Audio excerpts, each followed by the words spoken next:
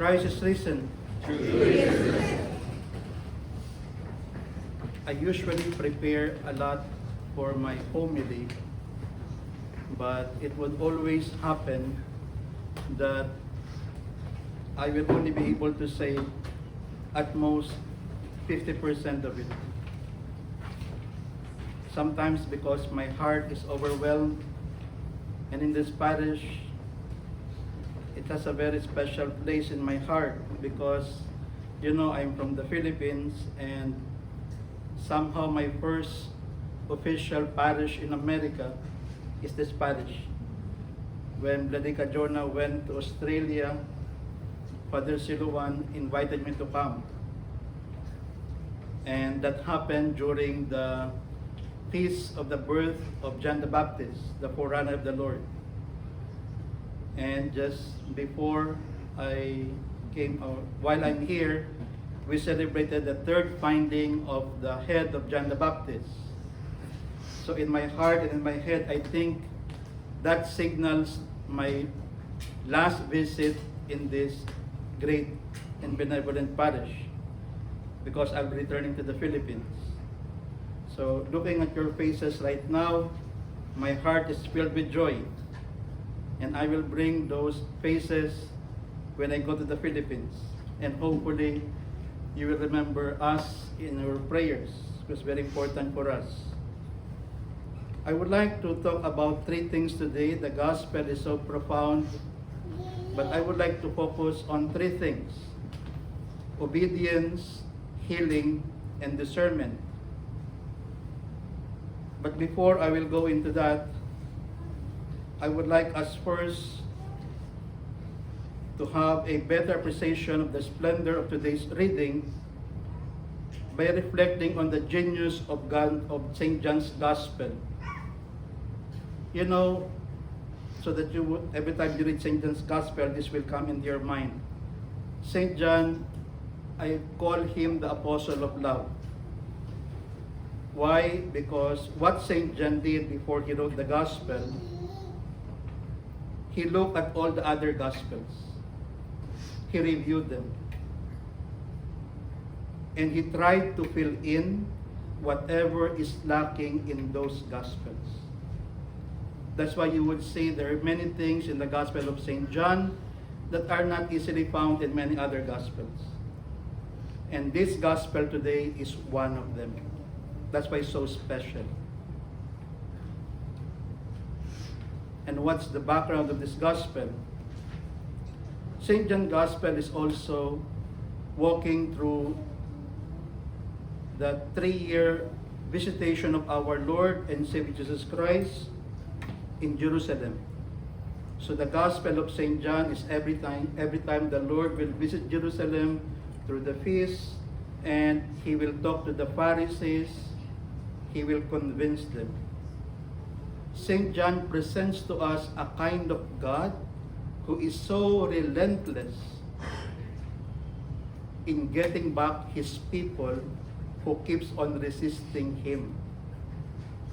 That's why you would see in the Gospel of St. John, he would always talk to the Pharisees. He would always dialogue with them, to invite them, to bring them back to him. And why is St. John doing these kinds of things? Because St. John, being a theologian, uses the language of the Old Testament for people in our time and in those times to understand who Christ is. That's why if you're going to say the first 3 verses in the book of Genesis, it corresponds to the first 5 verses in the Gospel of St. John. It both starts in the beginning. In the Gospel of St. John, in the beginning. And St. John plays on the words of light, word being the Logos, and that's what at the same time he's using here. He keeps on talking to the people of Israel of the time that the God you're waiting from the long period of time is now here with you today, inviting you to receive him, inviting you to let him inside your heart, to soften it because it's hardened by sin, It invites you to open your ears who have been deaf by gossips, by hypocrisy, inviting your eyes to be open towards the blindness of hatred and anger towards one another. This is the kind of Christ that St. John was portraying to these people. But their hearts were so hard. Another thing that is fascinating in this particular gospel,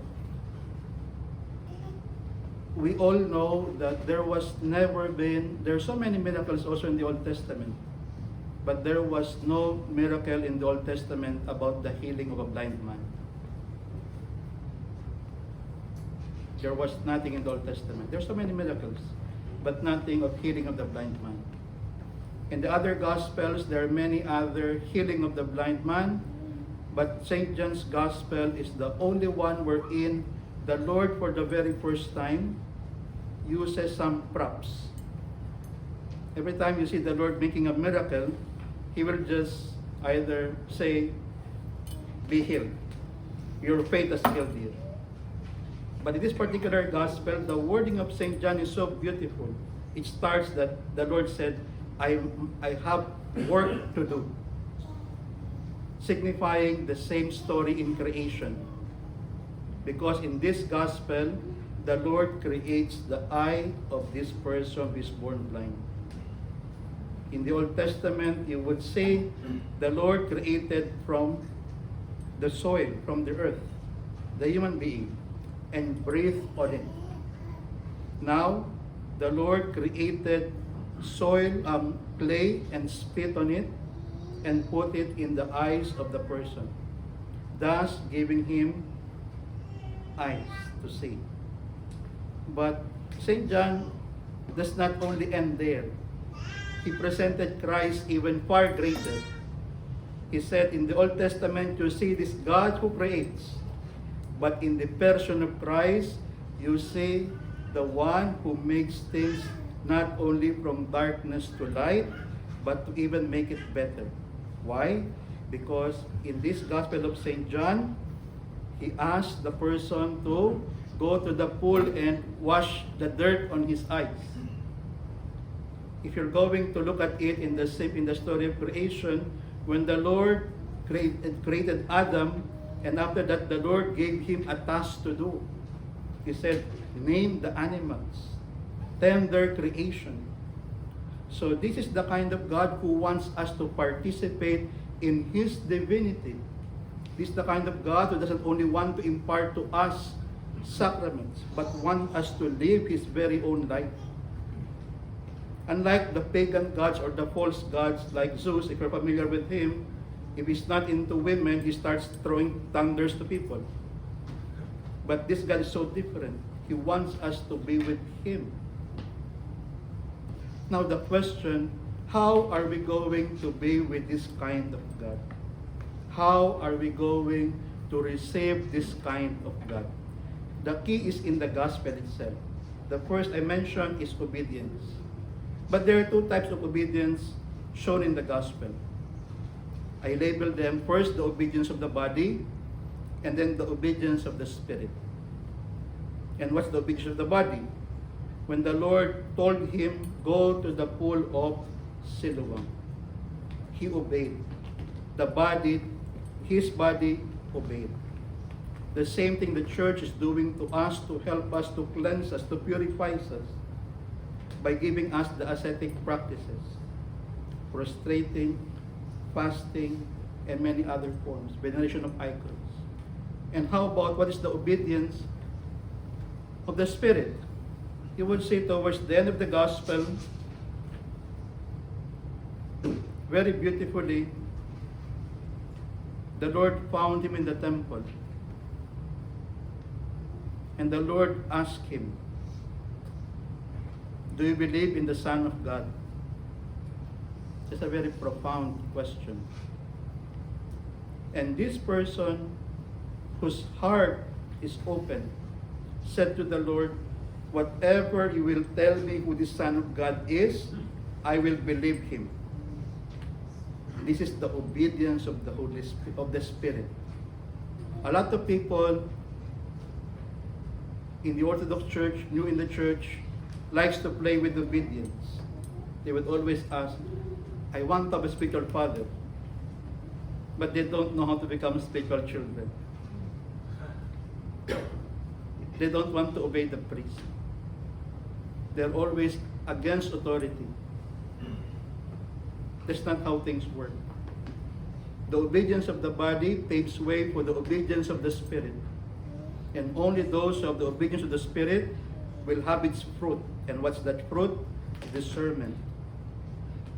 Can you imagine this person who is blind for a long time is theologizing with the teachers of the law? He was exchanging theology with them. Even the Pharisees tends to be clever because they said, oh, the person you're worshiping is an evil man. And he said, I don't know whether he's a sinner or not. And the Pharisees would like to prove themselves correct by telling, how did he heal you again? To point out to him that he healed you on the Sabbath day. He is a sinner. That's the reason why the gospel of the Samaritan woman is the gospel I used to give to people who are always hopeless. And this is the gospel I always ask people to read when they think that they are higher than the church fathers. Some neophyte Orthodox starts preaching and doing crazy things, questioning authority of bishops, authority of priests. I ask them to read this gospel. Why?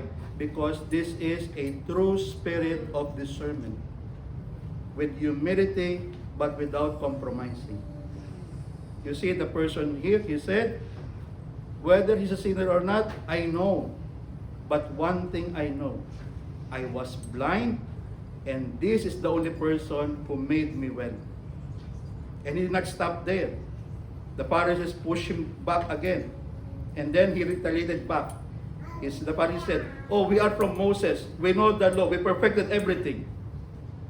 And he, without arguing with them, but with proper love and truth, he said, it's fascinating. You claim you are people of Moses. You claim you are people of the law. But from the very start, before the law was created, nobody was able to do what this person has done. And when his heart is ready to profess Christ as a prophet, the Lord revealed himself to him, telling him, I am the one who is Christ. You see, there are very few times that the Lord expresses himself or reveals what's in his heart. But in the gospel today, the Lord revealed himself as the one who is the Messiah, a very profound revelation. Now, how about healing? A lot of people would like to be healed. That's why people would always flock when they hear a miracle, or when they say, oh, there's an elder there who can cure the blind. The gospel today is telling us healing is not simply the absence of pain or suffering. The real healing, in fact, is more on filling ourselves with the presence of Christ. Just like the gospel here. The Pharisees who knows the law, who reads the law, who have eyes that can see, they cannot recognize Christ. But the blind man who is ignorant was able to see who Christ truly is. And that is the challenge for our time today. In order for us to become witnesses of Christ on this parish, on this state, and this country. The good thing again with our Lord is that He is the kind of God who does not only suffer for us, but He makes our suffering meaningful. He sustains us. One of the fascinating things I learned while living in America, I'm always fascinated with your national anthem. When you end it, this is the land of the free and the home of the brave. And I would add something to that. That's a good thing for your great country.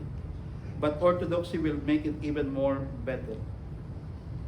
Because a person who is truly free in Christ like this blind man, will not only live in this land of the free and home of the brave, but rather would be able to make each its own household God's kingdom on earth, wherein each person can see through their hearts the true light of Christ, like the blind man. So through the prayers of our Holy Fathers and our Holy Master, Lord Jesus Christ our God, have mercy and save us. Amen.